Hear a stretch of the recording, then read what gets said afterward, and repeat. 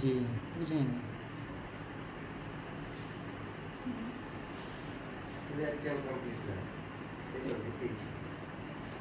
এটা আর এলএলভি এলএলভি মানে আরে আরবি এত ডাইলেটেড হয়েছে যে এগুলো কমপ্লেক্স ছোট হয়ে গেছে এই যে এটা গ্যাপ এটা ইন্টার ইএসটি